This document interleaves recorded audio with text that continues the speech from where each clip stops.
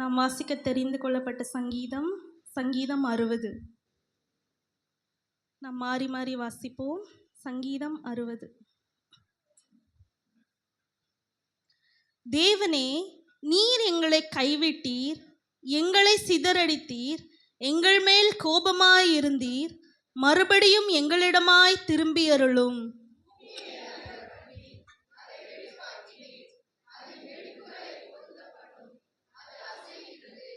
உம்முடைய ஜனங்களுக்கு கடினமான காரியத்தை காண்பித்தீர், தத்தளிப்பின் மதுபானத்தை எங்களுக்கு குடிக்க கொடுத்தீர்.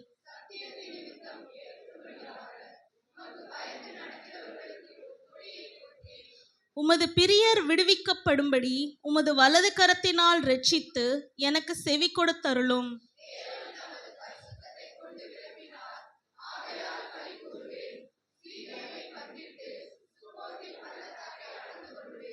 கீலேயாத் என்னுடையது, மனாசேயும் என்னுடையது, எப்பிராயிம் என் தலையின் பலன், யூதா என் நியாயப்பிரமாணிகன்.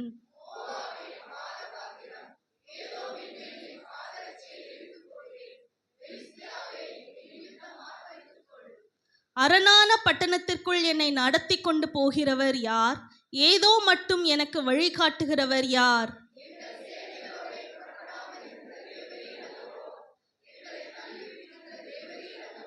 இக்கட்டில் எங்களுக்கு உதவி செய்யும் மனுஷருடைய உதவி விருதா. நீவனாலே பராக்கிரமம் செய்வோம், அவரே எங்கள் சத்துருக்களை மிதித்து போடுவார். ஹல்லேலூயா. நாம் எல்லாரும் உட்காருவோம். இந்த வருடம் முழுவதுமாய் தேவன் நம்மளை நடத்தி கொண்டு வந்தார், அதிசயமாய் நடத்தி கொண்டு வந்தார். எத்தனை பேர் கரங்களை உயர்த்தி அல்லேலூயா சொல்ல முடியும்? அதுக்கு அல்லேலூயா. சென்னையில் பாஸ்டர்ஸோட பிள்ளைங்க பொண்ணுங்கள்லாம் சேர்ந்து ஒரு மீட்டிங் இருந்தது. அப்போ அவங்க ஒவ்வொருத்தவங்களும் அவங்களோட ஜெபிக்கிறதுக்காக சபையில் உள்ள கஷ்டங்கள்லாம் சொல்லிகிட்டு இருந்தாங்க. நான் யோசித்தேன், சபையில் கஷ்டம், போதகர் குடும்பத்தில் கஷ்டம்னு எதுவுமே இல்லை. ஏன்னா எங்கள் சபையில் எல்லாரும் கொடுக்கிற ஜனங்கள். ஹல்லேலூயா.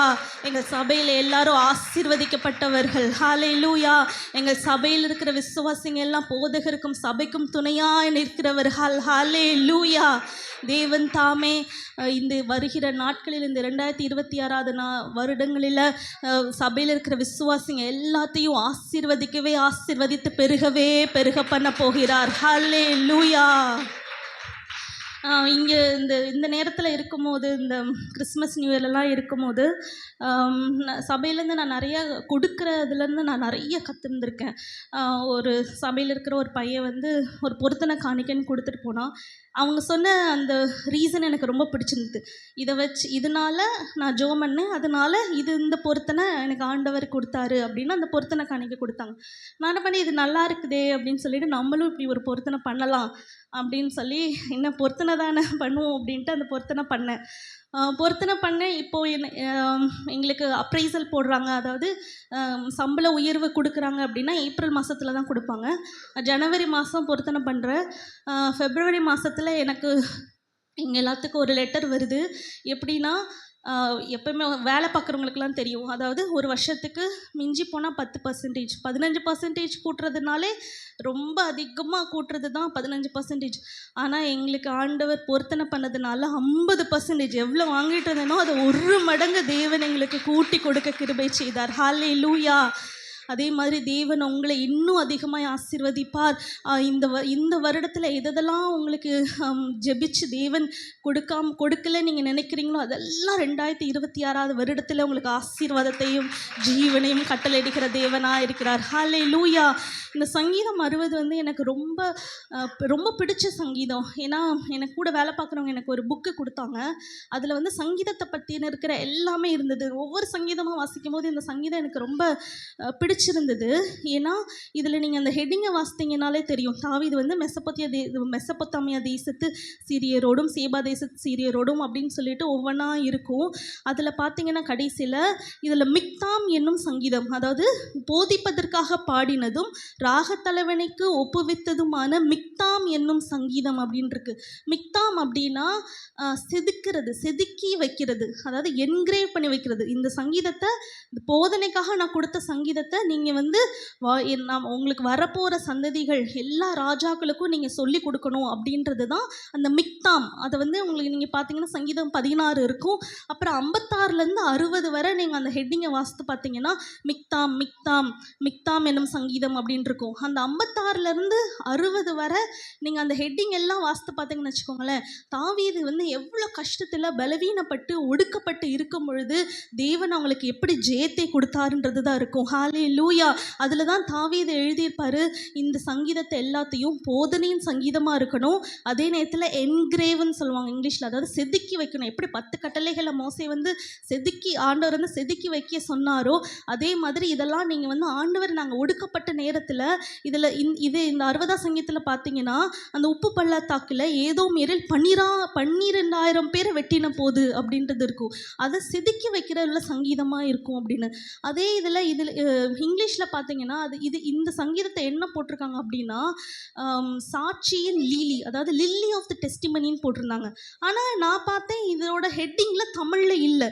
அப்போ தான் எனக்கு தெரிஞ்சது சங்கீதம் 60, 80வது சங்கீதத்தில் உள்ள நீங்கள் ஹெட்டிங்கை எடுத்து பார்த்தீங்கன்னா சோஷானிம் எடுத், சாட்சியின் வசனமாகிய சோஷானிம் எடுத் அப்படின்றது இருக்கும். அதுதான் அதாவது லில்லி ஆஃப் த டெஸ்டிமனி, சாட்சியின் ஒரு லீலி. அதுக்கு என்ன, அதாவது அதோட டியூன், ஒவ்வொரு சங்கீதம்ன்றது பாட்டு தானே, இது வந்து ஒவ்வொரு டியூனில் எழுதியிருக்காங்க. எதுக்காக இந்த 60வது சங்கீதம் அந்த 80வது சங்கீதம் மட்டும் அதில் எழுதியிருக்காங்க அப்படின்னா, அதில் நீங்கள் வாசித்து பார்த்தீங்கன்னா ஒடுக்கப்பட்டு பலவீனப்பட்டு நொந்து இனி ஒன்றுமே பண்ண முடியாத அந்த விடாய்த்து போய் நிற்கும் போது தேவன் தம்முடைய ஜனங்களுக்கு எப்படி ஒரு பலத்தை கொடுக்கிறார் என்ற பாடுகிற பாட்டு தான் இந்த சங்கீதம். ஹல்லேலூயா. நாம் ஒடுக்கப்படும் பொழுது இதில் இருக்குது, தாவீது விடாய்த்து இருக்கும் போது தான் பகைஞர் வராங்க. நம்ம ஒடுக்கப்பட்டு விடாய்த்து இதுக்கு முன்னாடி நம்மளால் ஒன்றுமே பண்ண முடியாது, எனக்கு இருக்கிறது கொஞ்சம், ஆனால் என்னுடைய தேவையோ அதிகமாக இருக்குது, அந்த மாதிரி நிலைமையில் தேவன் நம்மளுக்கு ஒரு பலத்தை கொடுப்பாரு தெரியுமா? அந்த பலத்தை பாடுகிற சங்கீதம் தான் இந்த சங்கீதம். ஹல்லேலூயா. இந்த சங்கீதத்தை தியானிக்கும் போது எனக்கு ஒரு ஞாபகம் வந்தது. ஒரு ராஜா அழகாக ஆண்டவர்கிட்ட பேசியிருப்பார், பலமுள்ளவர்களுக்காகிலும் பலனற்றவர்களுக்காகிலும் உதவி செய்வது உமக்கு லேசான காரியம். ஹல்லேலூயா. அது எந்த ராஜான்னு தெரியுமா? ஆண்டவர்கிட்ட சொன்ன அந்த அழுது ஆசா 2வது அதிகாரம், அதாவது 2 நாளாகமும் 14வது அதிகாரத்தை எடுத்துக்கோங்க. 2 நாளாகமும் 16வது அதிகாரம். ஆசா ராஜா 11வது வசனத்தில் பார்த்தோன்னா, ஆசா தன் தேவனாகிய கர்த்தரை நோக்கி கூப்பிட்டு, கர்த்தாவே பலமுள்ளவனுக்காகிலும் பலனற்றவைகளுக்காகிலும் உதவி செய்கிறது உமக்கு லேசான காரியம். ஹல்லேலூயா. எத்தனை பேர் சொல்கிறீங்க பலமுள்ளவர்களுக்காகிலும் பலனற்றவைகளுக்காகிலும் உதவி செய்கிறது தேவனுக்கு லேசான காரியம்? ஹல்லேலூயா. அது அந்த தாவீது அந்த மிக்தாம் அப்படின்னு சொல்லிட்டு எல்லாருக்கும் இருக்கிறதா எழுதி வைக்கிறாங்க. இந்த ஆசா வந்து தாவீதோட சந்ததியில் வந்த ஒரு ராஜா. 2ஆக பிரிஞ்சிருது. யூதா தேசத்தோட ராஜாவாக இருக்கிறதா இந்த ஆசா. யூதா தேசத்தில் 2 கோத்திரம் தான் இருக்குது, பென்யமின் கோத்திரமும் யூதா கோத்திரம். இந்த 2 சின்ன கோத்திரம் தான் இருக்குது, மீதி 10 கோத்திரமும் இஸ்ரவேலாக பிரிஞ்சிருது. அப்போ இந்த ஆசாவோட அவங்க அப்பா எல்லாத்தையும் எடுத்து பார்த்தீங்கன்னா யாருமே தேவனை பின்பற்றவர்கள் கிடையாது. ஆசாவோட அப்பா அபியாவோட அப்பா யாருமே எல்லாம் பார்த்தீங்கன்னா விக்கிரக தோப்பு இருக்கும், மேடைகளில் பலியிடுவாங்க, ஆண்டவருக்கு விரோதமாக போவாங்க, அந்த மாதிரி தான் இருந்தவங்களோட பையன் இந்த ஆசா.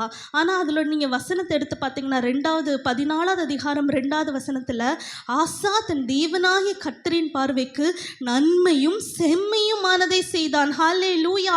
அவங்க அப்பா எப்படி இருந்தாலும் பரவாயில்ல, தன்னுடைய அப்பாவாக இருந்த தாவீது நடந்த வழியில் அந்த தாவீது எழுதின அந்த அழகான சங்கீதத்தை அந்த பலம் இல்லாமல் இருக்கிற இடத்துல ஆண்டவர் எப்படி உதவி செய்தார் அப்படின்றதெல்லாம் ஆசா பார்த்துருப்பாருன்னு நினைக்கிறேன். அதனால தான் ஆசா தன் தேவனாகிய கர்த்தரின் பார்வைக்கு நன்மையும் செம்மையுமானதை செய்தார். அது மட்டும் இல்லாமல் அடுத்தடுத்த வசனத்தில் நீங்கள் பார்த்தீங்கன்னா எல்லாத்தையும் அகற்றாரு, அவங்க குடும்பத்தை எல்லாம் செம்மைப்படுத்துகிறாரு. அது மட்டும் இல்லை, 4வது அதிகாரத்தில் கடைசியில் பார்த்தோன்னா நியாயப்பிரமாணத்தின்படி கற்பனையின்படியும் செய்யவும் யூதாவுக்கு கற்பித்து, கட்டளையெல்லாம் இடலை, ஆண்டவரை தேடுங்க, ஆண்டவர்கிட்ட வாங்கன்னு சொல்லிட்டு நம்ம யாரையும் ஃபோர்ஸும் பண்ண முடியாது, அவங்கள நம்ம கட்டளையிடவே முடியாது.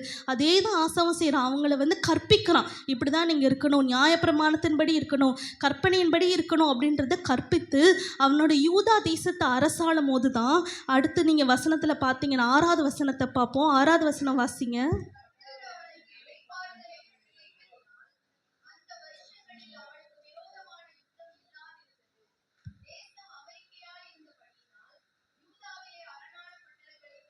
ஹல்லேலூயா.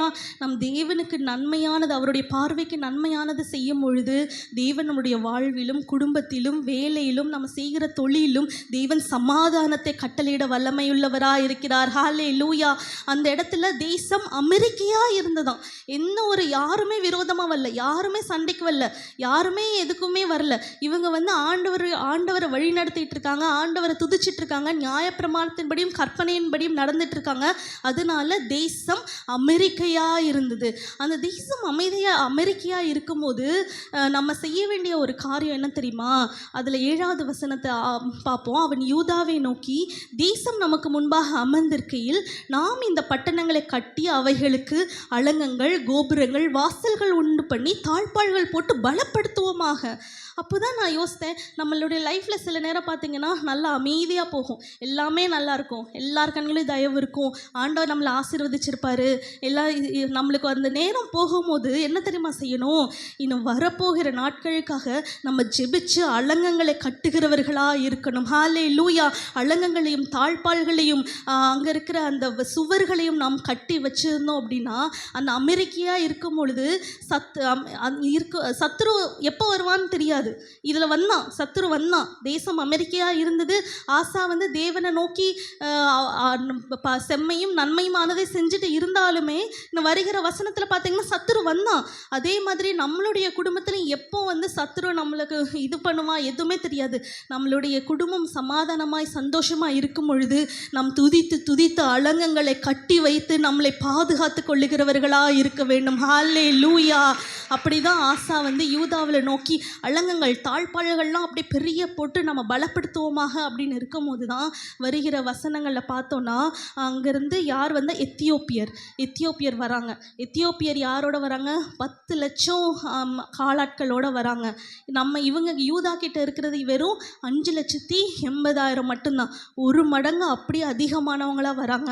இதை பார்த்ததும் அவங்க ஆசாக்கும் அவங்க இதுக்கும் ரொம்ப பயங்கரமாக ஆயிடுச்சு. அப்போ தான் 11வது அதிகாரத்தில் இதில் என்ன போட்டிருக்குன்னா, ஆசா தன் தேவனாகிய கர்த்தரை நோக்கி கூப்பிட்டு அப்படின்னு தான் இருக்குது. ஆனால் நீங்கள் இங்கிலீஷில் பார்த்தீங்கன்னா ஆசா cried unto the Lord, ஆண்டவரை நோக்கி அழுது சத்தமிட்டு கூப்பிட்டாராம். அழுகிறாரு. அந்த ராஜாவாக இருக்கிறவர் தன்னுடைய படைபலத்தை நம்பலை, நாங்கள் அலங்கங்கள்லாம் கட்டிட்டோம், தாழ்பாள்கள் போட்டுட்டோம், சுவர்களை எழுப்பிட்டோம், அதை நம்பலை. அங்கே ஆண்டவரை நோக்கி கூப்பிடுறாரு. அந்த வசனத்தில் தான், கர்த்தாவே பலமுள்ளவனுக்காகிலும் பலனற்றவைகளுக்காகிலும் உதவி செய்கிறது உமக்கு லேசான காரியம். ஹல்லேலூயா. தேவனுக்கு கஷ்டமான காரியம் எதுவுமே கிடையாது. எந்த ஒரு கஷ்டமான சூழ்நிலையாக இருந்தாலும் தேவன் நம்மளுக்கு உதவி செய்கிறது. அவரை நோக்கி கூப்பிடுங்க. cried unto the Lord, அவரை நோக்கி கதறி கேளுங்க. ஆண்டவரே, பலவீனப்பட்டு இருக்கேன், ஒடுக்கப்பட்டு இருக்கேன், என்னால் சோர்ந்து இருக்கேன், என்னால் இந்த சூழ்நிலையிலிருந்து, கடன் பிரச்சனையிலிருந்து, மனிதர்கள் என்னை ஒடுக்குகிற நிலைமையிலிருந்து எழுந்திருக்க முடியாத நிலைமையில் இருக்கும் பொழுது தேவனை நோக்கி கூப்பிடுங்க. எனக்கு நீங்கள் உதவி செய்யுங்க, நான் பலவீனப்பட்டு இருக்கேன், இது உமக்கு லேசான காரியம் அப்படின்னு சொல்லிட்டு சொல்கிறாரு. எங்கள் தேவனாகிய கர்த்தாவே, எங்களுக்கு துணை நில்லும், உம்மை சார்ந்த உம்முடைய நாமத்தில் ஏராளமான அந்த கூட்டத்திற்கு எதிராக வந்தோம். கர்த்தாவே, நீர் எங்கள் தேவன். இந்த கடைசி வசனம் எனக்கு ரொம்ப பிடிச்சிருந்தது. மனுஷன் உம்மை மேற்கொள்ளாத விடாதையும். எத்தியோப்பியர் யாருக்கு விரோதமாக வந்தாங்க? ஆசா யூதாக்கு விரோதமாக வந்தாங்க. தேவனுக்கு விரோதமாலாம் வரல, யூதாக்கு விரோதமாக தான் வந்தாங்க. ஆனால் இந்த இடத்துல ஆசா என்ன பண்ணுறாரு? மனுஷன் உம்மை மேற்கொள்ள விடாதையும். இந்த இடத்துல அவர் தாம் பிரச்சனையை அவர் ஆண்டவரோட பிரச்சனையாக மாற்றிட்டார். இது ஏன் பிரச்சனை இல்லைப்பா, இது உங்களோட பிரச்சனை. இந்த கடன் பிரச்சனை என்னோடது இல்லை, இந்த பலவீனம் என்னோடது இல்லை, இது உங்களோடது. இந்த மனுஷன் உம்மை மேற்கொள்ளாதபடி பாதுகாத்து கொள்ளுங்கன்னு சொல்லிட்டாரு. ஹல்லேலூயா. நிறைய இடத்துல நானும் சில நேரம் அப்படி தான் பண்ணுவேன். ஐயோ, இது இப்படி இருக்கே, இது கஷ்டமாக இருக்கே, இது எப்படி நான் கடந்து போகிறது, இன்னும் தேவை இருக்கே, இது எப்படி நான் கடந்து போகிறது, இந்த பலவீனம் இருக்கே, இது எப்படி கடந்து போகிறது. இல்லை, இது எல்லாமே ஆண்டவரோடது.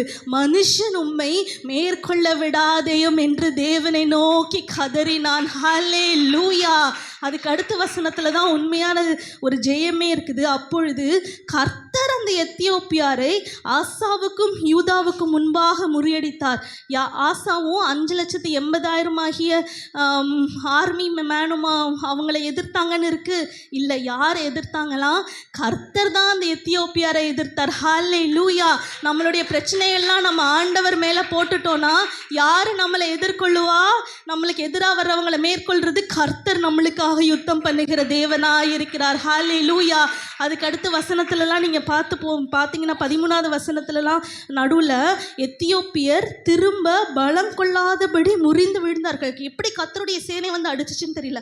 அதுக்கப்புறம் அவங்களால எந்திரிக்கவே முடியலையும், திரும்ப பலனே கொள்ள முடியல. இப்போ ஆசாவும் அவங்களோட யுத்த வீரர்களும் போயிருந்தாங்கன்னா 1 மாதத்துலேயே 2 மாதத்துலேயே மறுபடியும் எத்தியோப்பியர் வந்திருக்கலாம். ஆனால் ஆசா தேவனை நோக்கி கதறி கூப்பிட்டதுனால அங்கே வந்து கர்த்தர் அவர்களுக்காக யுத்தம் செய்தார். அதனால எத்தியோப்பியார் இன்று கண்ட எகிப்தியனை நீ காணவே போவதில்லைன்னு சொல்கிறாரு. உங்களுக்கு அந்த பலவீனத்தில் ஆண்டவர் சுகம் கொடுத்துட்டாருன்னா இனி அந்த பலவீனம் உங்களுக்கு வரவே வராது.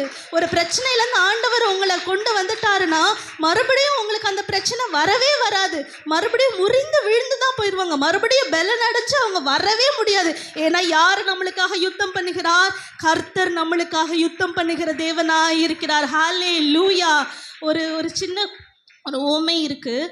எப்படின்னா, கொதிக்கிற தண்ணி இருக்குது. கொதிக்கிற தண்ணியில் உருளைக்கிழங்கு போட்டிங்கன்னா என்னாகும்? உருளைக்கிழங்கு ஹார்டாக இருக்கும். கொதிக்கிற தண்ணியில் போட்டு என்னாகும்? சாஃப்டாயிரும், மெதுவாயிரும். அதை நம்ம கையை வச்சே பிசைக்கிற மாதிரி ஆகிடும். அதே நேரத்தில் முட்டையை போடுறீங்கன்னு வச்சுக்கோங்க. முட்டை வந்து கையில் எடுத்து லேசாக போட்டாலே உடஞ்சிரும். ஆனால் நீங்கள் கொதிக்கிற தண்ணியில் போட்டுட்டு எடுத்தீங்கன்னா அது எப்படி இருக்கும்? நல்லா ஹார்டாயிரும். கீழே விழுந்தாலும் அது உடையாது. அதே இதில் நீங்கள் காப்பி தூள் இருக்குல்ல, காப்பி தூளோ காப்பி கொட்டையோ கொதிக்கிற தண்ணியில் போட்டால் என்னாகும்? அது கரையும், அதே நேரத்தில் அது நறுமணமும் தரும். ஹல்லேலூயா. தேவன் சிலவங்க அப்படி தான் இருக்காங்க. நல்லா ஆண்டவருக்குள்ளே இருப்பாங்க. உருளைக்கிழங்கு மாதிரி ஆண்டவருக்குள்ளே நல்லா ஸ்ட்ராங்காக இருப்பாங்க. ஒரு பிரச்சனை வந்து அந்த கொதிக்கிற தண்ணி பிரச்சனை வந்தால் போதும், சாஃப்டாகி மெதுவாகி, அப்பா இதெல்லாம் என்ன மேற்கொள்ள முடியாதுப்பா, என்னதுப்பா இது, நான் சர்ச்சுக்கு போயிட்டே இருக்கேன், எனக்கு அடி மேல் அடி விழுந்துகிட்டே இருக்குன்னு அப்படியே ஒரு மாதிரி சோர்ந்து போயிடுவாங்க. சிலவங்க இருப்பாங்க நல்லா முட்டை மாதிரி நல்லா ஃப்ளெக்சிபிளாக இருப்பாங்க. அப்புறம் வந்து ரொம்ப ஹார்டாகிடுவாங்க. ஆண்டவரை விட்டு பின்வாங்கி போயிடுவாங்க. அவ்வளோதான். அவங்கள வந்து மறுபடியும் விசுவாசத்துக்குள்ளே வளர வைக்கவே முடியாது. ஆனால் நம்ம விசுவாசிங்க, நம்ம எப்படி இருக்கணும்னா, இந்த பிரச்சனை வந்தாலும் நறுமணம் வீசுகிறவர்களாய் இருக்க வேண்டும். ஹல்லேலூயா. ஏனென்றால் தேவன் நமக்கு துணை நிற்கிறார். பலமுள்ளவருக்காகிலும் பலனற்றவர்களுக்காகிலும் உதவி செய்கிறது லேசான காரியம். ஹல்லேலூயா. இந்த வருடத்தின் இறுதியில் தேவன் நம்மளுக்கு அப்படிப்பட்ட பலத்தை கொடுத்து இனி வருகிற நாட்களில் ஆயத்தப்படுத்துங்க, நல்லா ஆயத்தப்படுத்துங்க. இந்த 1ஆம் தேதியில் ஆண்டவர் நம்மளுக்கு அந்த நாட்களில் என்ன பேசுகிறாரோ, என்ன வார்த்தையை பேசுகிறாரோ, அதே தான் அந்த வருடம் முழுவதுமாய் நம்மளை நடத்துவார். ஹல்லேலூயா. இந்த வருடத்திற்காக, புது வருடத்திற்காக எதிர்நோக்கி காத்துருங்க, ஆயத்தப்படுங்க. தேவன் நம்மளோடு பேசி நம்மளை ஆசீர்வதிக்கிற தேவனாக இருக்கிறார். ஹல்லேலூயா. தேவன் தாமே இந்த வார்த்தையை ஆசீர்வதிப்பாராக. ஆமென். ஜெபம் பண்ணுவோம். கர்த்தருடைய